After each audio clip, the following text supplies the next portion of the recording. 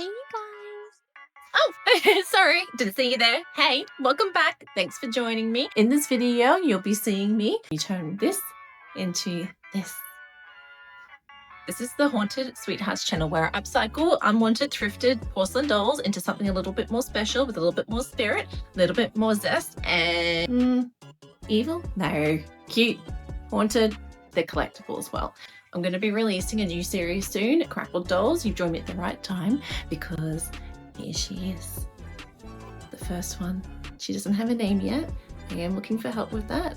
Comment in the bottom if you have an idea for what I should name her. I'm really happy with the way she turned out. She's so cute, and you can see that we went through a little bit of a fire to get here today. I gotta be honest with you, I made a few mistakes in this video.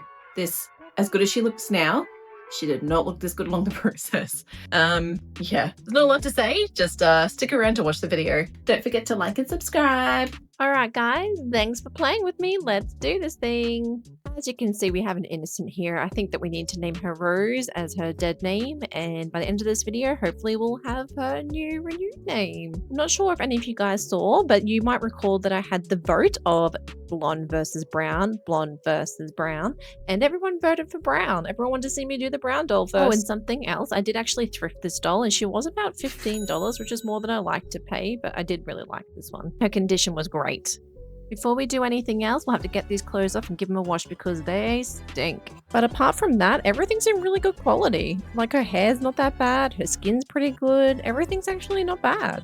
And perks of the job, obviously I do a little bit of play here before we go ahead and do anything else. And then I had a quiet word with Rose here because I don't know why I'm doing all the work. She's the one who needs the makeover. So I asked our young innocent to help out. And apart from all the jump scares, she did a great job. And now she can take a load off while we give her a nice big clean with some isopropyl alcohol. This step's really important to make sure that we have a nice clean base to start with. We'll also give her hair a nice brush while we're here and get out any dust and yuckies from the op shop. As always, one of my stalkers is here watching my every move. This is Miko. She's about 1.5 and she's a kitten still. Look at her big eyes. Back to the task at hand, and we'll put this hairnet on her just to protect her hair before we do initial layers of gesso. Gesso?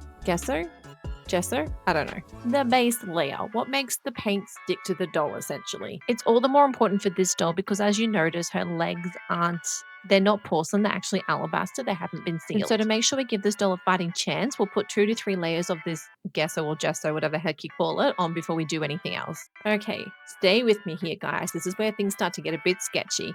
Yes, black is going to be my base layout, and this is what I'm going for, a cracked effect. I'm yet to be able to achieve this effect yet, so why the hell not record myself trying to do it for you guys? This is such a trust the process moment. I'm freaking out. I don't know if this is a good idea. I don't know what I'm doing. We're locked in, we're doing it. Let's go. Trust the process, we're doing it. Fast forward, let's do it. So sit back, relax, and watch how much I can F this up. I actually find this oddly satisfying to watch. I actually found it oddly satisfying to do as well. Something about drawing in the lines, I guess, really appeals to my brain. Drawing in the lines while drawing outside the lines.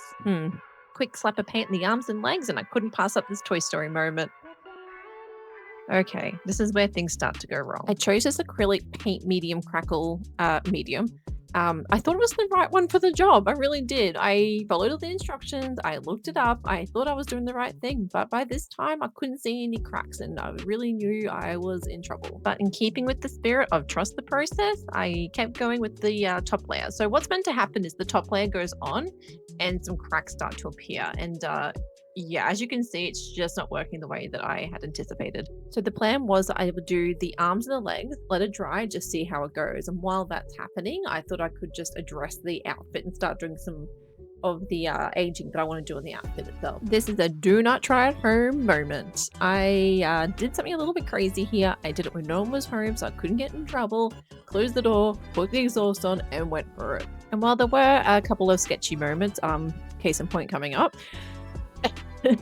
it actually wasn't that bad. It wasn't as scary as I thought it was going to be. It actually was quite a slow process, to be honest. And really satisfying. It is just so satisfying to burn stuff. I don't know what it is. It must be primal. Because it can't be delinquency. I am way too old to be a delinquent, she says while playing with fire and doll's clothes at the same time. Overall, I was quite happy with the effect this made. It was much more timelier than I thought it was going to be, and I did end up going in for a second time after I finished here. I decided I wanted to add a lot more burn to it, a lot more aged effect. And here it is. So like I said, I do go back in after this with some more fire because I really wanted to, see, needs more fire. And we're back to check on the cracks. Nothing happened. And what I didn't mention earlier is that I tried a different effect on the legs. I used crackle paste rather than the acrylic medium crackle. And the leg with the better cracks on it is the one that I put the PVA glue underneath of the paste. So I'm definitely going to do that for the whole doll. I'm going to put the PVA glue all over her. So when I put the paste on, it's going to stick nice and it's going to do some really big dramatic cracks. I'm going to get all that black in between. So here's my hero, the crackle paste. This is what saved my life in this project. It's just so satisfying to look at. It looks like a tub of icing. The instructions say to use a really thick layer. So I'm going to do that and trying to make it like as smooth as possible because I don't want it to be flaky. I don't know how it's going to turn out. I haven't worked with this medium before. I think my biggest fear is it being like plaster of Paris and just flaking off everywhere. And like, even if there are cracks, the cracks are just going to like peel off straight away. This is certainly another trust the process moment, but I'm actually finding this a little bit satisfying as well. And I should probably remind myself that I did follow the instructions this time. I did put the PVA glue on and I did do a test. So we know that it works. It's just so frightening, especially when we come to the face. How this is going to turn out around the eyes. How delicious is this lather though? It reminds me of those fancy cakes that everyone was doing a few years ago. Damn it, now I just want cake. Now we're getting down to some finer detail and we'll need to switch our brush soon to a smaller one. This look has given me Uncle Fester from the Addams family, don't you reckon? I'm here for it. Fester's cool. Now all that's left to do is put the final touches around the eyes, being very careful to not get any of the crackle paste onto the eyeballs. We're almost there and I can't wait to see how this turns out. Wow! I'm actually in awe. I can't believe this worked. I was about to throw the towel in. I just can't even tell you how close I was to stopping with this project altogether. And it's actually smooth to touch. It's really cool. I wish you guys could see this in real life. It's so cool. I've been wanting to do a doll like this for so long. I'm so happy this turned out. And now I'm just instantly thinking about what else I can do with this crackle paste. But for this project, what's next is to add a little bit more depth to the color of this by adding some sepia ink. You can use acrylic paint wash down, I believe, but I had this ink sitting around. To be honest, it was actually from my late grandma. It was from her art supplies, and I'm just using a few drops of it mixed in with some water until I can figure out the exact color consistency I want and how it settles into the cracks and crevices. And how satisfying is the ink settling into the cracks and crevices? I could watch that forever. I'm kind of thinking that I want the eyes to be a little bit more sunken than the rest of the face and the lips around the nose as well. To achieve that, I'm just going to put a couple of layers underneath the overall layer on the face. That made absolutely no sense, but you'll see what I mean in just a second. And this is looking great. I'm just going to put a little bit more paint in around the eyes, give it a little bit more depth, and then I put too much on. That's okay, I can get it out easily. It's fine. With some of the leftover ink, because I hate wastage, I went in with socks and some of the outfit just to give it a little bit more of an aged appeal. It sucked it up really quickly, actually. The ink just absolutely just got sucked up by the cotton. And then this happened. Hi, Maru. Absolute love of my life, but goddamn is she bossy. And once Maru was done with the ring light, I could play back to work, and we can start thinking about putting the final touches on this beauty. Shake it out, girl. Oh, I just realized I haven't varnished this one, so I'll have to quickly pop outside and varnish her just so we can seal that crackle effect and make sure that there's no damage to it. She's back! All sealed and looking beautiful. Just a couple of small little tweaks to make with her hair and we'll be ready to dress her. Oh my god, she looks so good. Now I'm going to shut up for a little while so you can appreciate her final form.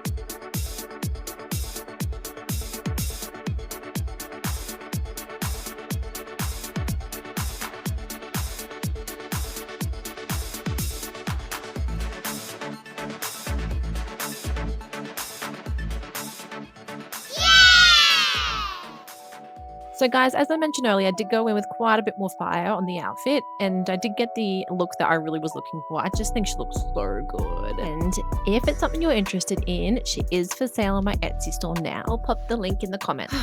What a wild ride that one was. Thanks for sticking around. If you enjoyed this video, I would love it if you would like and subscribe. Even throw a comment in there, please. I would love it. It makes me feel like I've got friends. Sound a little bit desperate, didn't I? Sorry about that. If you stick around, the next video, I am going to either do this one. I think you guys rejected her last time. Or this one. This one's got issues. I don't know, guys. What do you think? I was kind of thinking with this one, could do like a Frankenstein bride because she's got that real crazy blonde hair, and I'm not really sure what to do with this one. Her little ringlets are really cute, and I kind of don't want to ruin her. But, you know, usually that comes to me eventually, and then it's all over. Sorry, innocence gone. Thanks again for sticking around. Love you. Mwah.